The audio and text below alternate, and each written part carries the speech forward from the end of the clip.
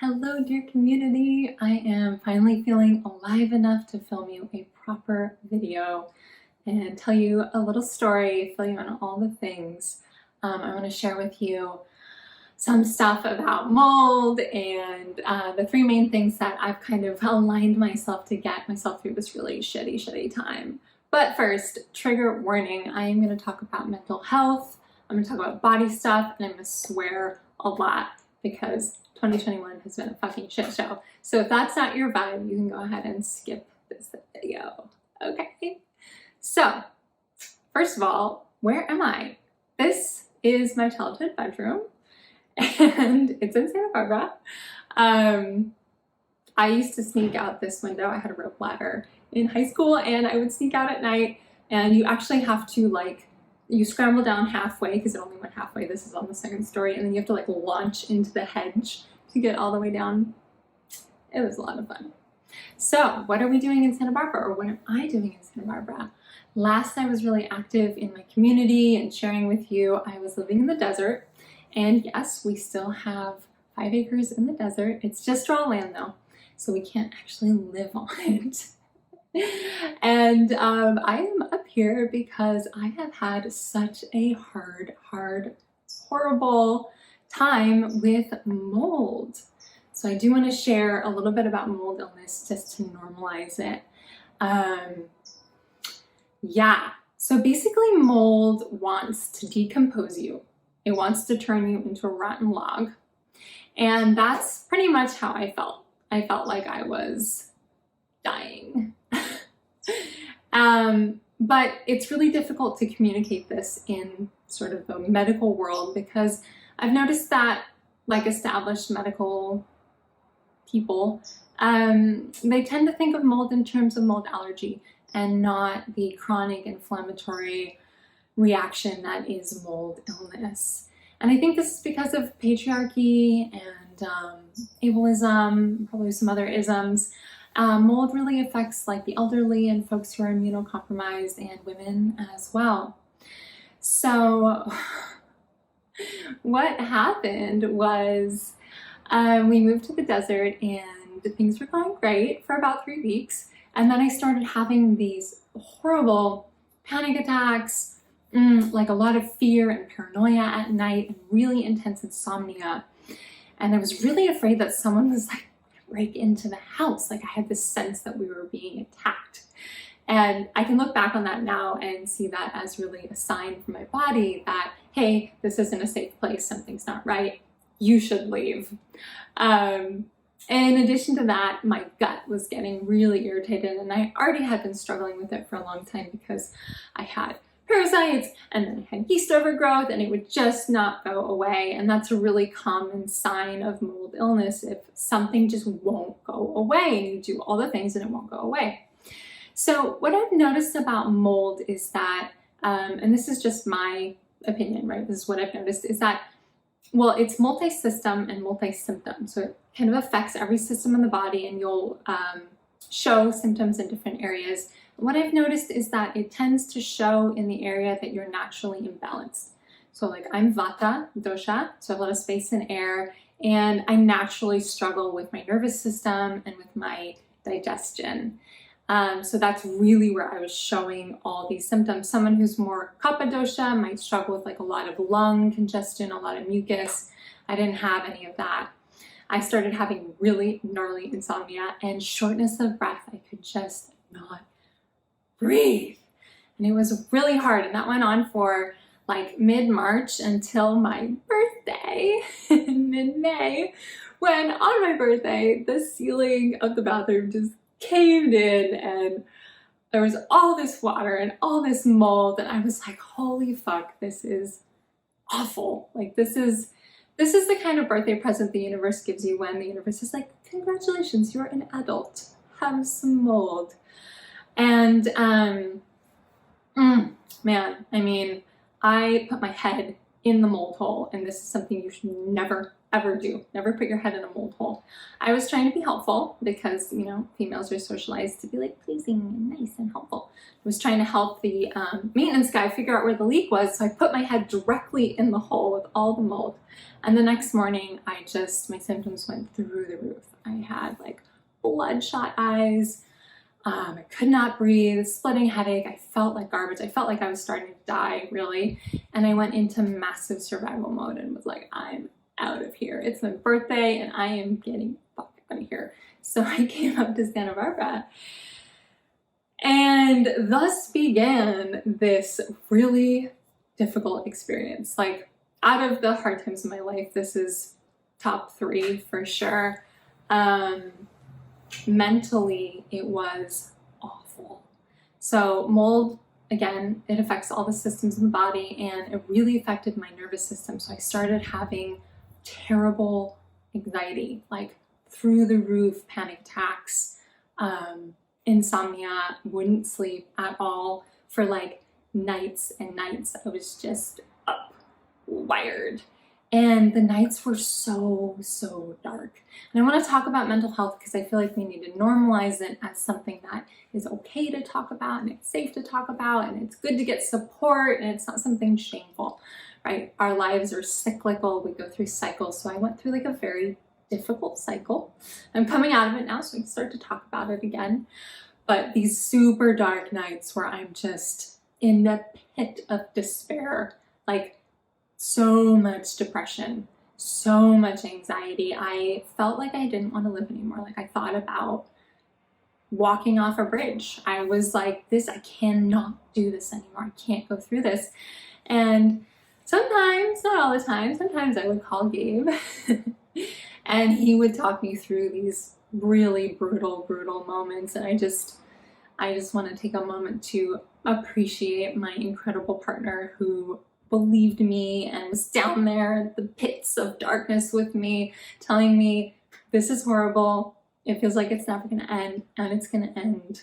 And trust me. And I'm just so grateful for my awesome partner. So thank you, Gabe.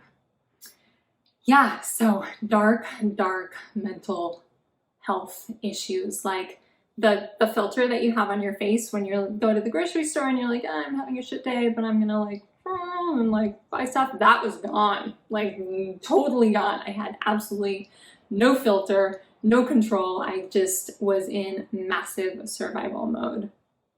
It was really hard. It was one of the hardest things I've ever been through. Yeah, and it lasted for about that really dark period, probably for about a month. I really didn't sleep and I struggled. So what really got me through that was my therapist. So shout out to getting support and some meds. And I started getting lymphatic massage and taking a binder, like a charcoal and clay binder, to help pull the mold out of my system. And both the lymphatic massage and the binder was like a turning point. As soon as I started doing that, I began to sleep again and I started to feel like semi-normal. So the story doesn't end there though. So at that point, I'm like, okay, like I think I should go back to the desert. This is where my life is. This is where my partner is. This is where our home is. And I went back. And bear in mind, I'm a super sensitive human being. Like I'm sensitive to sound and smell and clothing and energy. I need a lot of alone time. I need to sleep by myself a lot. My whole body, everything about me is super, super sensitive. And that's also my gift. Like that's what makes me so perceptive and so compassionate and so able to be in this like deep place with people. But it means that I also feel things deeply.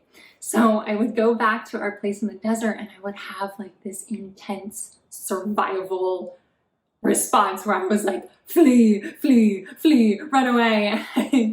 I would sometimes like pick a fight with Gabe, like unconsciously, just so I could leave the house.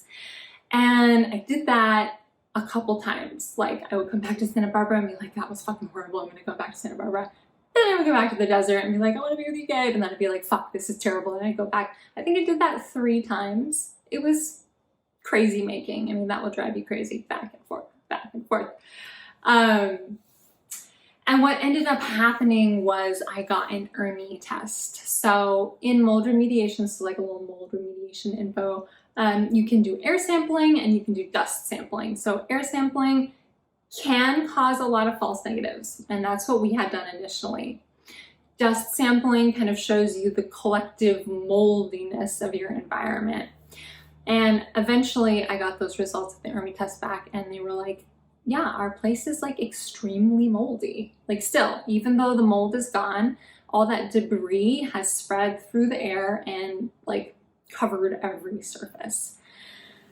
So, holy fuck, where we are now is we have to move and we have to get rid of everything porous and try to save the non-porous materials and wash the clothes, and it's just a fucking shit show, and I am so dreading this. Like on top of everything else that has happened, now we have to purge our entire life. Yeah. So throughout all of this,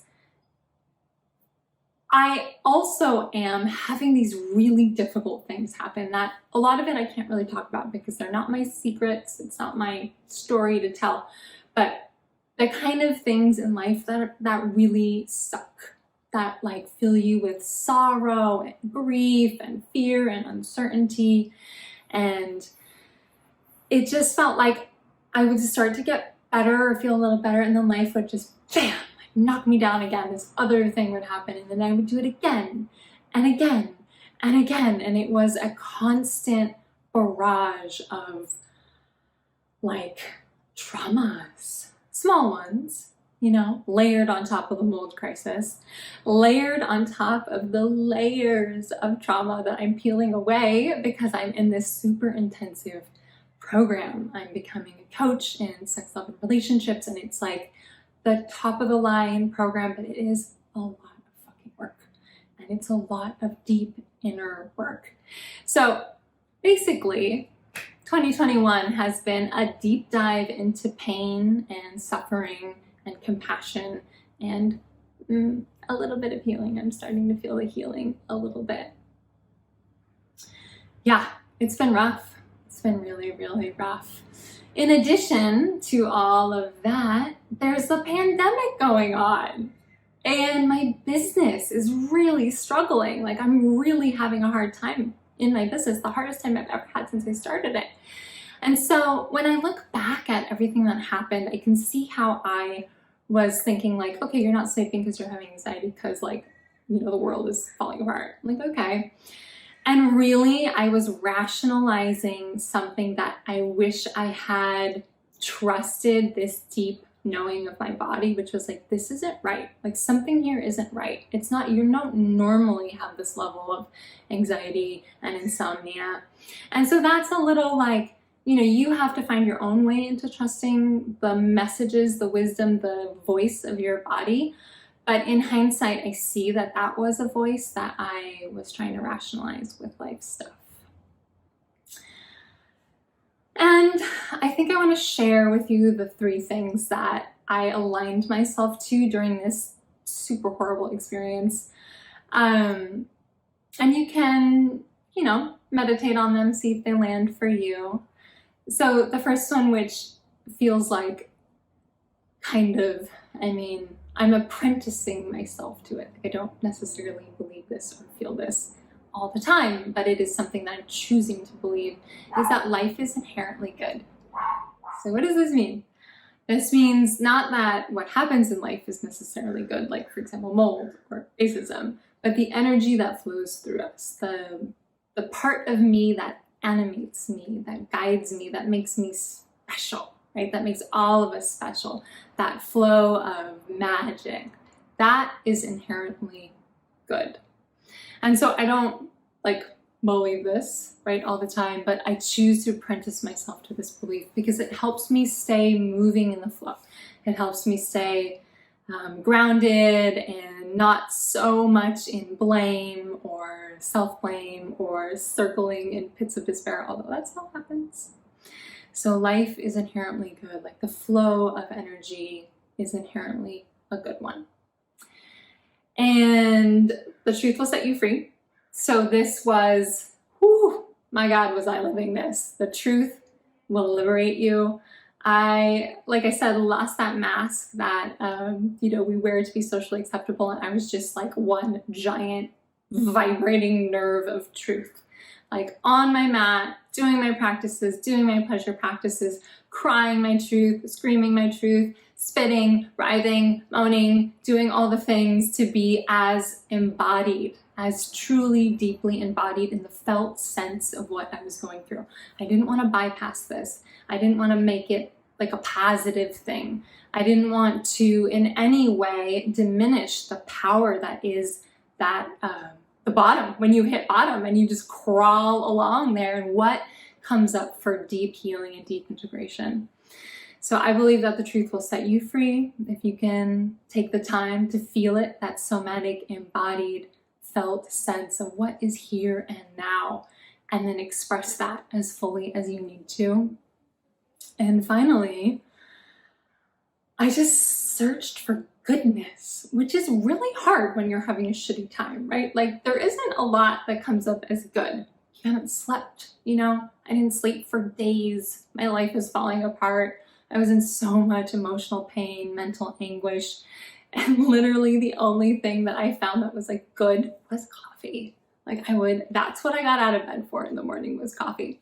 And I made this awesome coffee, which I feel like there is a God, she can be found in this coffee. And I will share that recipe for you very soon. So the truth will set you free. Life is inherently good. And search for goodness. Find little pockets of goodness in the midst of the shadow. And I also vibrated my being with the mantra that I am alive. I am alive, I am alive, I am alive. And that's what the mold was trying to take away, was that aliveness. And that's what makes you and me and all of us special. It's not that we're magic in some way, it's that we have life flowing through us. That is magic. So if you're going through a hard time, get yourself a crown. I put my crown on, I got a crown, I put it on, I was like, Queen, we are getting through this shit. And we did. It feels good to be coming out on the other side. Thank you so much for watching this long video. I really appreciate it. And yeah, please support my business. I need your help more than ever right now. Actually, if you get a coaching package with me, which you really should, because I will transform the shit out of you, or you want to do Reiki or private yoga, or just take a yoga class, or come on a retreat, come to Bali with me, you will literally be taking stress like out of my body, out of my life. You will be doing yoga on me by supporting my business. So please, if you're thinking about that, I would so love to work with you. And I just love you so much. It feels good to be alive. I'm alive. We are alive. You are alive. We are all alive. We are here, and we are alive together. Okay, love you.